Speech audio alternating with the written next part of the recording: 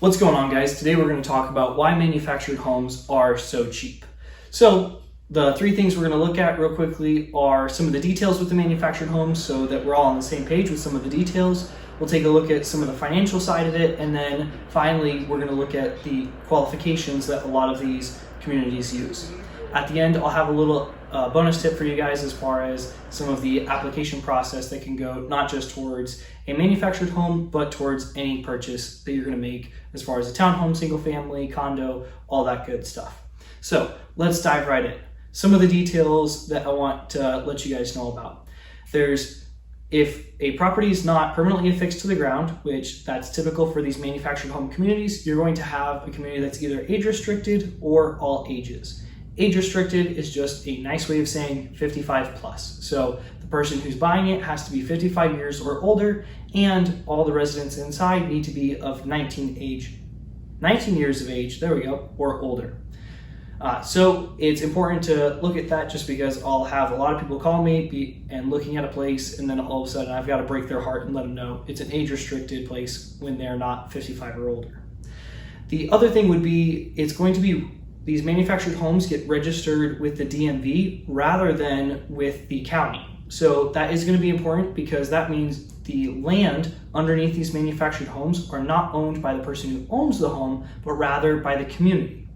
So these communities play a very big role in the purchase. One, because they will have a part of say in the approval process for someone to live there. So if I wanted to go buy a manufactured home, I couldn't just go to an all ages community, knock on the door of someone's manufactured home, say, I have some money, let's trade the money for the title, and we get to go on our merry way. I would have to get qualified first with the community, which we'll talk about in a little bit.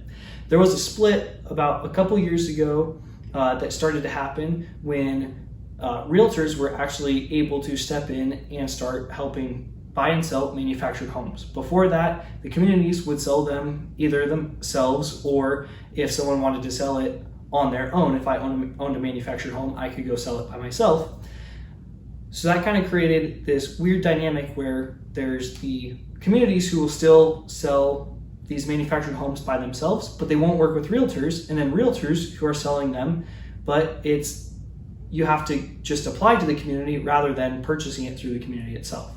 The hard part with this is it makes it where the inventory is kind of split half and half between realtors will have half of the inventory, and then the communities will have the other half. Now the communities will typically list through a website called mhvillage.com. So whenever I'm talking to someone about a manufactured home, I'll let them know what I can find as a realtor on our listing service, but then I'll also direct them to mhvillage.com because that will show them the things that I don't have access to or the ability to help them with. And I think I mentioned already, we've got the title that gets registered with the DMV. So we'll move into part of the financial side of it. A lot of people are looking at why are these so cheap?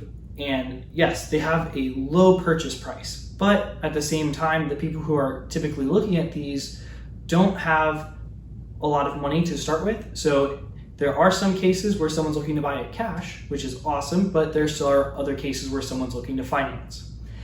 The dirty little secret about manufactured homes is that the land lease is usually quite expensive. In Arizona, it's averaging right around $600 a month.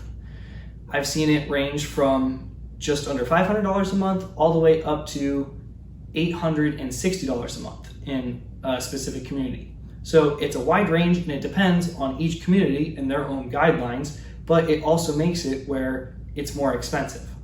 So the big thing to remember, especially if you're not buying cash, is that if you're financing it, you're going to have your loan amount, and then you will also have the land lease per month. I talked to one of the communities out here in Arizona. They gave me some rough numbers that for the average place in their community, it was about $50,000 to buy the manufactured home. To put the minimum down payment they would allow is 10%, and then the rough average of the payment was going to be between $500 and $600.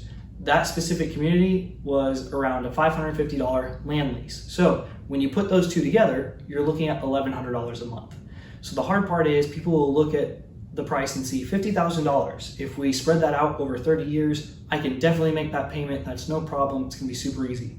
But like I said, it's the dirty little secret, the land lease, that usually is going to make things a whole lot more complicated.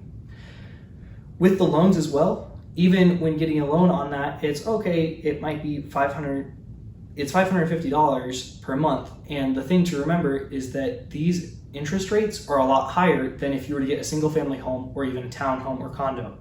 Right now in Arizona, we're seeing about a 3% interest rate from any of the given lenders that we have here, as far as if it's a big bank or if we've got some of the private lenders that we like to recommend. The manufactured home loans that I was able to see, I saw an interest rate of, I think it was 8% on there. I forget if it was 8% or 8 point something, but either way, it was a minimum of 8% on that loan. And it was spread out over 20 years. So the whole point of that is to say that the lender knows that it's a lot smaller of a dollar amount, so they're going to try and make their money by raising the interest rate. So that's one of the big things, as far as the price looks low, but once you add in, if you're financing the interest rate and then the land lease, now the numbers start to make sense, as far as it's not as cheap as it may seem at first. The other problem is going to be appreciation. A lot of people will talk about appreciation within a house or any property that they own. With manufactured homes, since you don't own the land, and that's the biggest thing that appreciates in a purchase, your manufactured home is not going to appreciate. If anything, it's going to drop in price, especially over time. We'll see a lot of manufactured homes that can be purchased brand new around the $130,000 to $150,000 range. But give it 10 years, 20 years, and that price starts to drop drastically. Even with improvements that get made to these things, if you were to put $15,000 in, it doesn't mean you're going to get your $15,000 back out of it. So finally, looking at the qualifications is going to be a lot of these all-age communities specifically will have high qualifications of a credit score to be able to get in.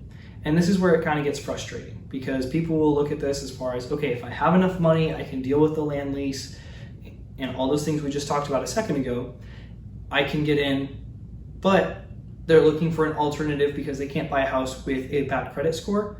A lot of these communities will not even talk to you if you have a credit score that's below 660. And if you have a credit score that's below 600 or above 660 rather, you're now in a position to be able to buy a single family home, a townhome, or even a condo. So when we start looking at those prices and what it would look like for a 30-year term with a 3% interest rate, now we can start to we might be able to start finding something that would be competitive against an $1,100 to $1,300, depending on the land lease and the loan, excuse me,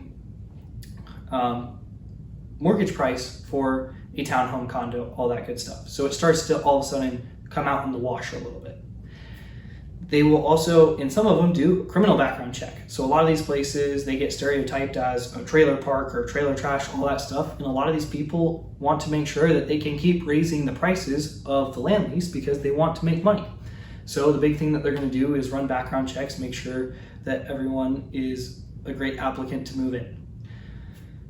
So all of that to say, it's the reason why they're so cheap is because to get in is quite complicated. First of all, just with understanding all the money that goes into it, getting the financing set up, and then even trying to get through the background check by the community itself.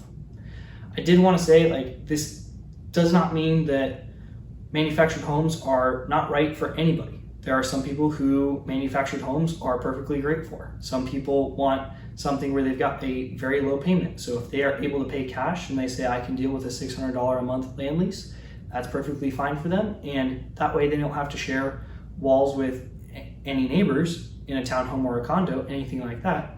This would be great for them. The extra tip I wanted to leave you guys with before we go is going to be the financial side. So this is going to be for, if you're getting a loan, it's a big thing, not just for a manufactured home, but also for any loan that you're getting ready to pull for a home purchase, is to try and make sure that you have an idea of where your credit is, and if it's a little messy, or if there's anything you can do to try and bring that credit score up, definitely do that. Second is going to be have your last 2 years tax returns on hand to be able to hand over to the lender. The third thing is going to be trying to collect pay stubs for the last few months. because the big thing a lender is going to look at to see your financial qualification is going to be your tax returns, your pay stubs, and the last thing would be if there's any gaps in employment. So I hope this is helpful for you guys. I hope it explains why manufactured homes are so cheap and would help avoid any pitfalls that might come your way. I hope you guys have a great day, week, month, and I will catch you next time.